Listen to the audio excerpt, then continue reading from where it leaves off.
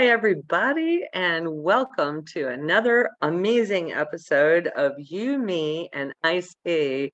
One of these days, I'm actually going to have a glass of iced tea while I'm here talking to you, and I promise I will. But for the moment, I have some amazing co-hosts that I can have my tea with and discuss today's fantastic topic. That's Mr. B, our illustrious producer and co-host. How are you today? Oh, I'm waking up.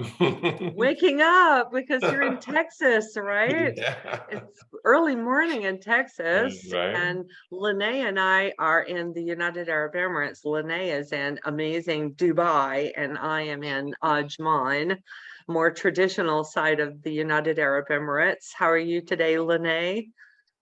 I'm very well, thank you. Just dealing with all the seasonal flus and allergies.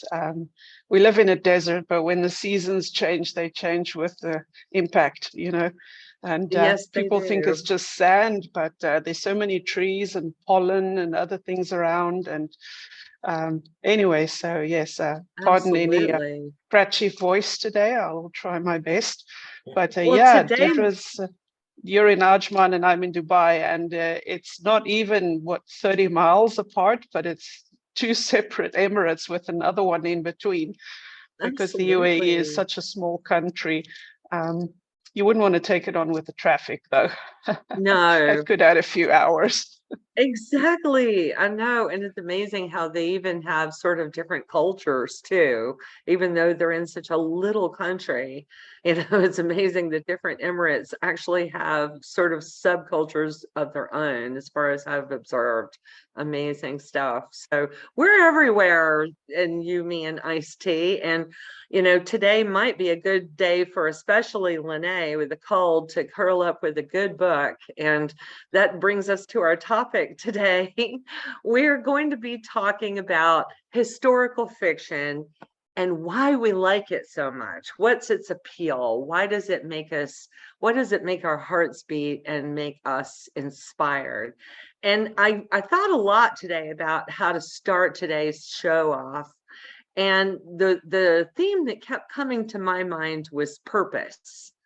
How, as human beings, no matter from where we are, what religious background we're from, what personal background we're from, we all have this need for a purpose. And there's something in our souls, we don't just come here to eat and sleep and exist. There's something within us that feels that we must do something while we have our time on this earth. And I think that historical fiction gives us a chance to, whether we found our own purpose or not, it gives us a chance to enjoy someone else's for a while, whether that be, in a culture that we can relate to, or a culture that is absolutely foreign to us in every way.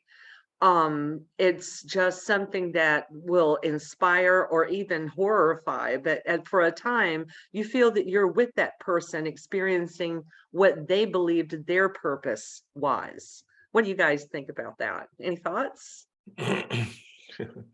And I keep thinking about the educational part of it, because there's so many things I didn't know. And so first of all, I get to know what potentially happened and these scenarios, and I do like a mental timeline to see, wait a minute, where did me and my family fit into that stream of time? And of course, if it was years ago, it couldn't exactly fit, but you kind of get the sense of how it came to modern day from some years past and where certain things started. And so that what helps me. Okay. Yes, true. When you say that, I remember the here in the United Arab Emirates, at one point they were showing an amazing series, a television series called Harem Sultan, which is the Arabized version of the title. The real title is The Magnificent Century.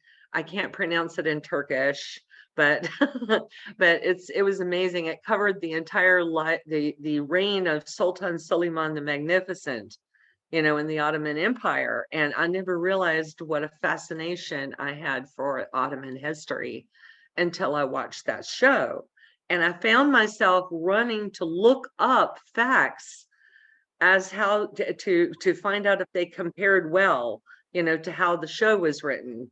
And I was learning so much. You're right. I mean, it inspires you to learn and learn and learn, what was the real story there, behind the Sultan, even if you were mildly horrified with the thought of like a sultan having to kill all of his brothers and all of the sons of his brothers, literally all the males in the family had to be offed, when a new sultan took power, like a lion's pride or something. But I mean, then there was all the wonderful things he did, for his kingdom. And it was just, you went on the journey with the Sultan, and it was amazing to live his purpose with him for a while. Yeah. What do you think, Lené? Well, if you think back to history lessons in school, it was the most hated subject, with dry, dusty old books and crusty True. names and campaigns and places that were just meaningless facts. But if you were blessed with an amazing history teacher like I was in 9th grade, her name was Miss Eagle, and she would perch on the front of her desk and with big gestures tell us the stories, and she would bring them alive. And that was the trick for me to understand that once you're hooked onto a personal element of something, the rest of the facts sort of just seep into your memory banks without you having to study them that much, because you remember the story more. And so the epic historical fiction for me is very interesting to read from various writers and producers' viewpoints, because they take a lot of poetic license with some of the events, some of the interpretations, because there was only one Queen Marie Antoinette, for example. There was only one amazing hero of each epic story. And because it's only one person that has to be diluted for so many of us, it's even more fascinating. We're almost like voyeurs into their motivations or what could have happened. So for me, watching all of these things and reading them, it's really, yes, it expands my knowledge, but it brings a human facet to all of these events that I think increases the empathy and understanding of things in the past, especially if you're not directly involved in it. You can be a bit more neutral in your position, and almost like a debate, imagine both sides of the conflict and hopefully try not to repeat it. So in that sense, it is a valuable history lesson for everybody, I think. Yeah. Now, Mr. B, you must have some thoughts on that, having being a writer of, the art of giving back, and, and about philanthropy and learning certain lessons in life, right?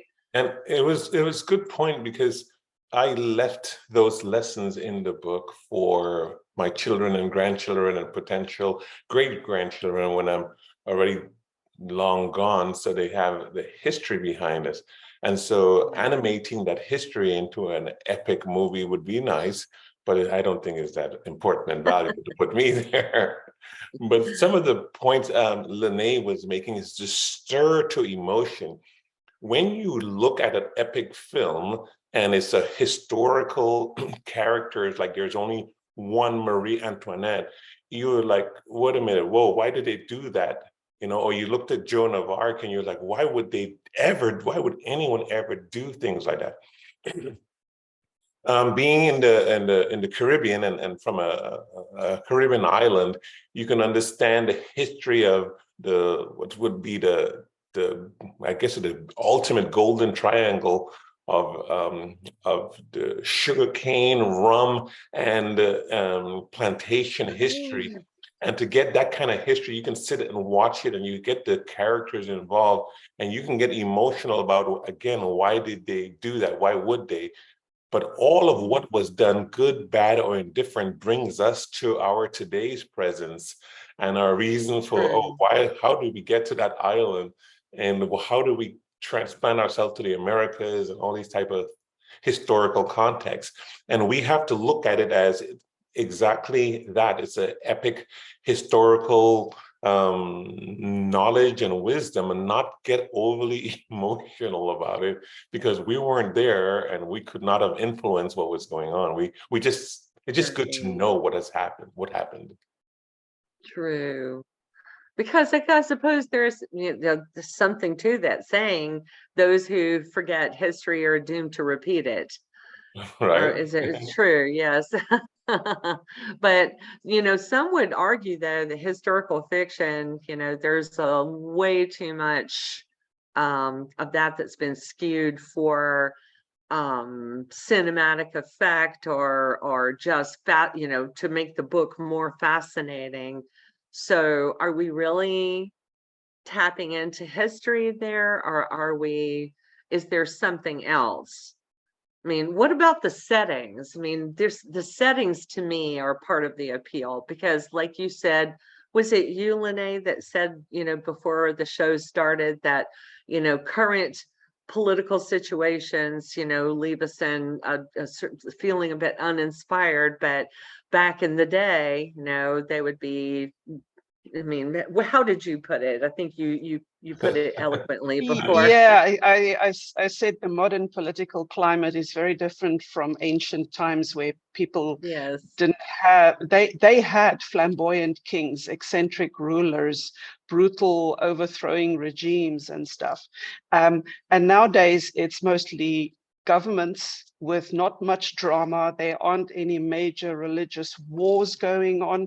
The world is relatively stable in terms of a need for an epic hero at the moment, which is where I think everybody veers off into sci-fi now to get that same feeling of satisfaction.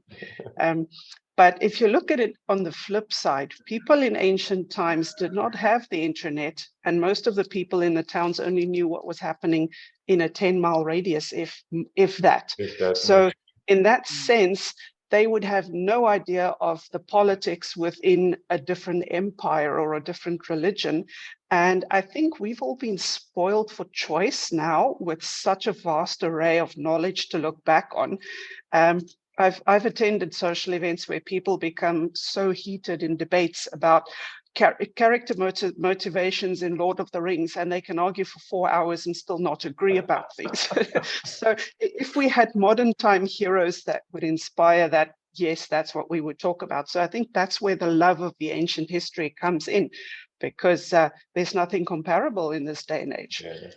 But yet, feeding off of Lené, if we waited 50, 100 years and reflected back to our day, though, and making epic cinematography or epic heroism or key figures, and add a little bit of, again, cinematography, Hollywood type drama, add some music, the music that makes these movies, puts you on edge, and the music that makes you wonder, whoa, what's going to happen next? You will think our time was amazing, right? Because possibly true, yes. Yeah, you were speaking earlier, like I watched the Korean movies about historical content, the Chinese movies about the history. We watched the whole series on Genghis Khan, and I wonder if they knew music was being inputted into their stories, or the cinematography of an eagle eye view was giving this amazing approach to a battle. And so it really fascinates the story. So I appreciate the Hollywood, Bollywood, somebody's wood type movie set, bringing life to what has happened in the past. And so we can really enjoy understanding it with the music and the cinematography. So it's really more amazing for me looking back at it that way, like your 9th grade teacher did. Yes. And it was true what Dedra said about the settings being so amazing. It's not many hundreds of years ago that people only started appreciating and preserving their historical buildings and collections. And there's a much greater focus on preserving that now. So that is inspiring the films that we are seeing. And a lot of the book settings, the authors have access to that research to make it come alive for us. I mean, the Hanging Gardens of Babylon, for example, just exists in written accounts from people who visited. There's not much left. There's nothing real or tangible to prove whether it existed or how it really looked. And in that sense, we sort of have the extra enrichment of the visual cues. And as you were saying about the music, of course, there's rousing music, which can bring a tear to the eye or inspire you to start marching down the street and go and take on your neighbor. But it's psychologically been, now I haven't read up too much on it, but there are certain beats of music that actually, once your heart's all beat in rhythm to the music, it has psychological impacts and effects of crowd control, manipulation, inspiring patriotism. I mean, Second World War, there were plenty of anthems and songs created by the Third Reich that did the same kind of thing. And if you start feeling a certain feeling during the music in a movie, for example, it's been very cleverly calculated to evoke the correct response that the creator wants you to feel. Yes, of course. There's no point in having a song that irritates you so much that you actually wish the hero would just be killed so you can stop the torture on your ears. But it does contribute to something strange. And I think there's been a few comedies made over the years where people almost hear a soundtrack to their own life in the movie, as if it was an epic tale. So it is a useful device. And even a narrator narrating, right? Yes, What would yes. that narrator say? Yeah. Now, can you Absolutely. get that same effect through writing though? I mean, that's my question. It's true. I mean, cinematic effects, there's the music and the setting and there's all the visual stimuli and everything. But now, how do we get that same feeling into just writing a novel? I mean, we often say on this podcast, that the book is far better than the movie was. So, I mean, does that really translate to this genre as well? And how? I think it does, to the extent that our brain is already pre-programmed to put our own music on it and to put our own emotions on it, because the writer Excellent. creates enough words that leads you up to what might be spooking you around the corner, per se. Or if, again, speaking about epics, historic and epic book writing or words, like the one Hidden Figures. Why would, if I was reading the book on Hidden Figures, what would make it dramatic? It would be probably something missing. And if you were bringing in some numbers or you're bringing in some calculations or you had a near miss, the writer should describe what was leading up to that, again, those events and those numbers. But it's just really, really nice. I'm not sure if you were trying to bring all of these epic things out, Dedra, but it's really nice to have. It's wonderful. No, everything you're saying is true. And I'm saying, even if I was looking at it on the video or reading it in the book, it would have been the wisdom and the knowledge we can create in our own minds, the wonderful adventure, because we see ourselves in certain things. Like I was an adult before I learned what the Tuskegee Airmen were, who they were and what they did. It was an adult before I even knew anything about Hidden Figures, and that there were other cultural groups calculating numbers so someone could land on the moon. And it can, reading it in word, like you were saying, it can still create a dramatic event for the person, because you're inserting yourself, your mindset, your culture into these epic movies. My wife is Chinese, so I sit with her and gosh, I love martial arts. I will insert my fist punch, and sound into anything, right? Reading it or looking at it. True that. You can almost feel it probably too. Yes, right? You just love a culture, or you love the sport, or you love the art, and you will come out in your own heart and minds. That's true. That's actually very good. Yeah.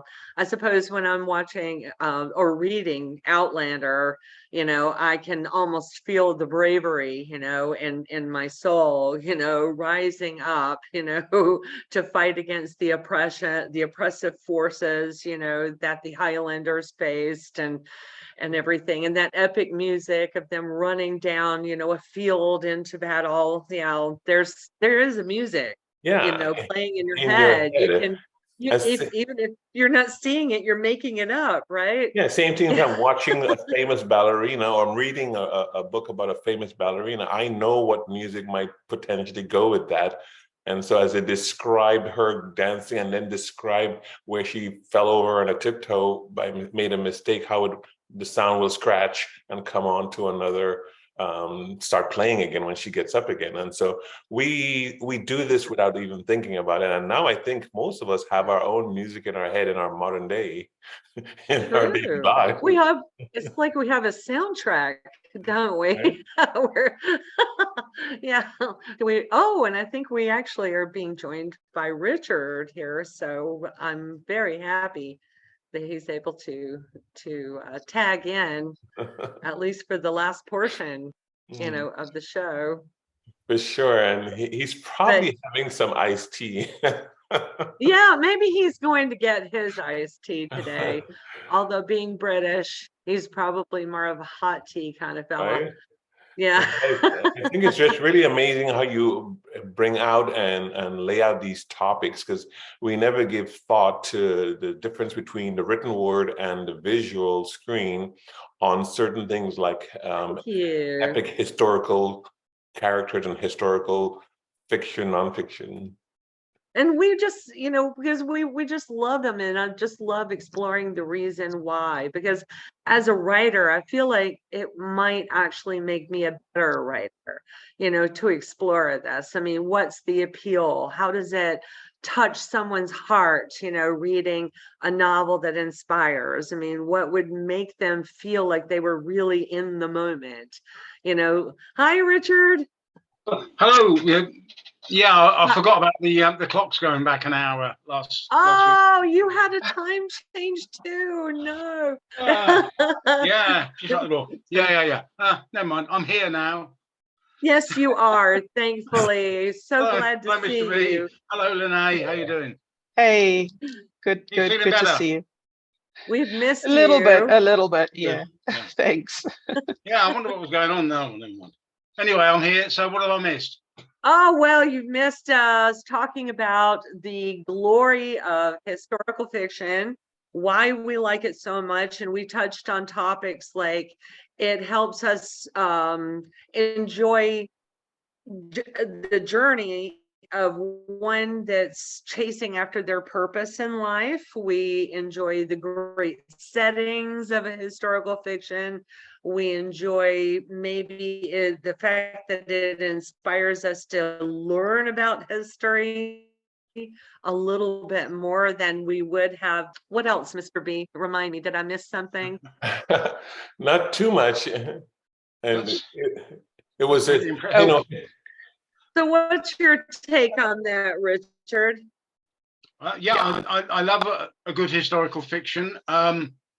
I particularly like stories that take one known fact and weave a whole new web of truth or fiction or whatever you like to call it around it. So where you have one thing that was known and then an author like Barbara Erskine or Philippa Gregory takes that one known fact, makes a whole new story out of it, but keeps the context and keeps it feeling real. And you can almost believe that it did happen. And that can inspire you to write your own sort of thing as well, I think. That's very true, actually. I know I don't know if we can consider, it's so much in history, but the 70s setting of Once Upon a Time in Hollywood, I found, that I thought of that immediately when you said what you did about taking one part of history. I apologize for the motorcycle sounds outside, by the way. I can't control the environment.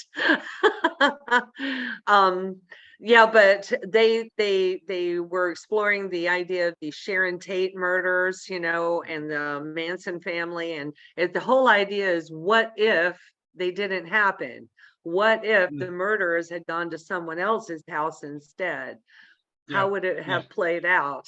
So there's some historical fiction that do that. They play with the idea of what if one little thing had changed. Yeah, and the whole story would have spun in a completely different outlook. I think that's a great inspiration for writing your own historical fiction. No? You look at anything that's happened in your life, from the smallest to the largest events, and it's all the result of a sequence of small things that if any one of them had happened differently, or if any of them had happened in a different order even, then the whole outcome, like sliding doors, the whole outcome would be completely different. And you can play with that, you know, to your heart's content. For sure. That's fantastic.